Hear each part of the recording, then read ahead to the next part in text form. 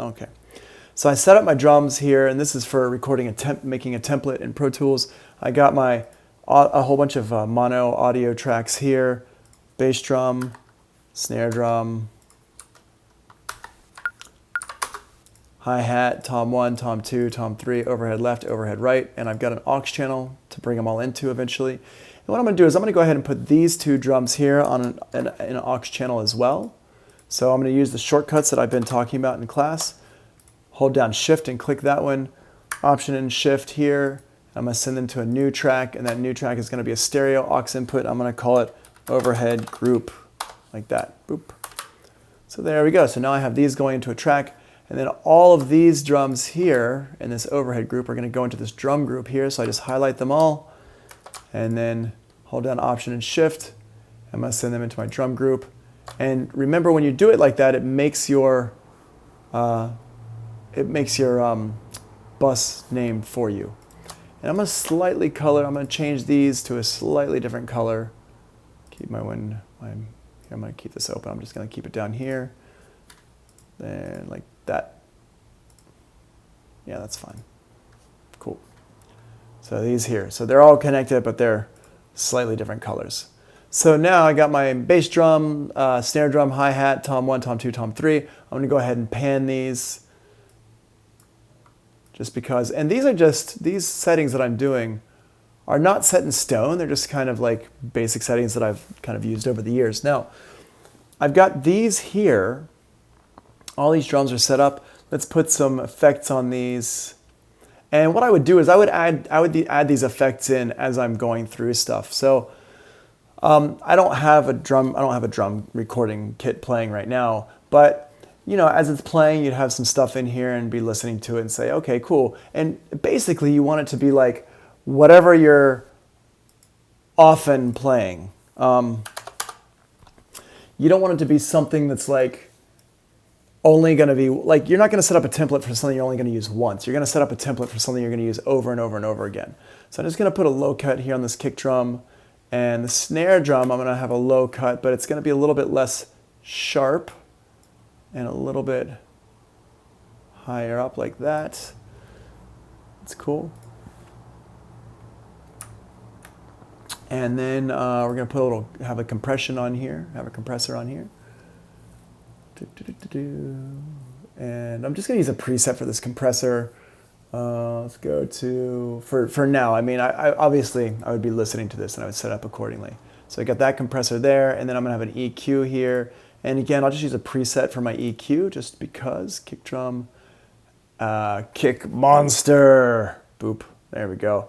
Maybe turn the low end down a little bit. There we go, cool. So kick monster, there we go. And for my snare drum, same effects but different settings. So I'm going to go over here to this one, the compressor, and let's go to snare comp and the EQ, snare, crisp snare. There we go. Cool, awesome. And then my hi-hats. Let's just have maybe a little bit of EQ on the hi-hat. Maybe not much. And again, all this really depends on what's happening with your microphones and your drums and how you have them set up and everything like that. So just want to make sure about that stuff there. Okay, and the toms, tom 1, tom 2, tom 3. Go over here, let's see here, what do we got? Toms. Okay, cool, let's add definition. Boom. And let's say all my toms want to have the same EQ. These two here, yeah, it's fine.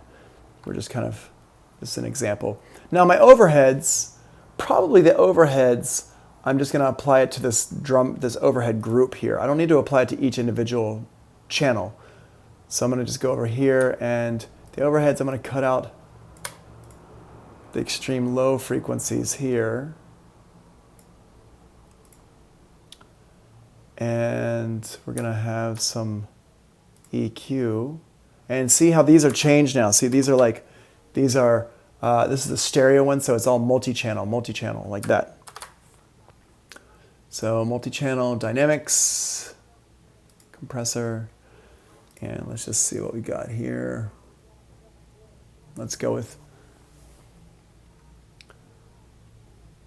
we don't really need here. I'm not going to use any of those. I'm just going to put like use an attack like this and release and a little bit of a knee, whatever.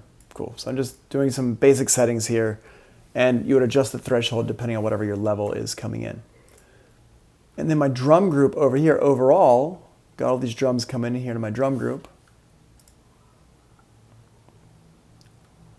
So we're going to go with this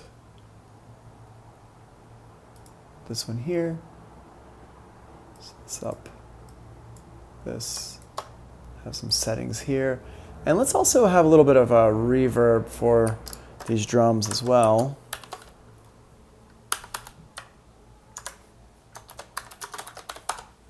Here's my reverb for my drums. And we're going to use a deverb. Room too small. That's fine. A little bit there. And make sure that it's going to my drum group. And we're going to send over that snare drum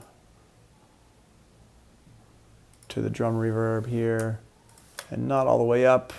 And again, you would make these changes while you're listening to something. We're going to be listening to something. And I'm just going to have all these here go to that drum room. And then maybe this one as well.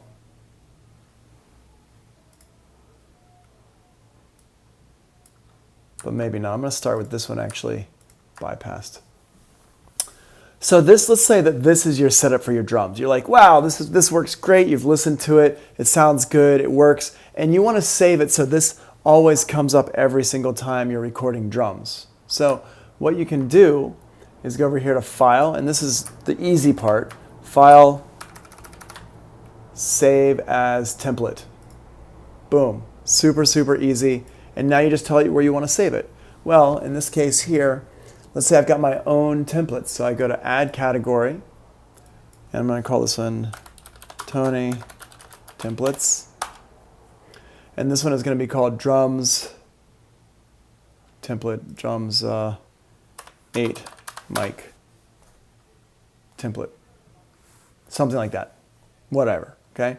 And now, this button here that says Include Media. If you have a template that has loops and stuff in it, like if you're a producer and you want to have it set up so you've got some certain kick drums and certain loops and things like that that you always want to have in here, then you'd go to Include Media and you'd click this button here. In this case, there are no audio files in here. I don't have any media in here, so I'm just going to leave it unchecked. Or if you're working with a session that has audio files in it and you don't want to include those, then you do not check Include Media. Include Media basically means you're going to include your audio files. So I'm going to hit OK. And now that has been saved as a template. Now, what we can do is, let's say we've got this. I'm going to go ahead and close this out. Let's make a new session. And right here where it says Create from Template, that's where we want to go. Here's our templates, different templates you can see. Here's the Tony templates that I just made. Right? But if I want to see what kind of templates the people at Avid recommend for dubstep or electronica or whatever, I'll give you a hint. They're not great. So check them out to see what they are, but I've never really used them. So over here, drums 8 mics, 8 mic template. Hit Create. Now it pulls up this here. The difference is, right, it made it in here, but when I'm saving it,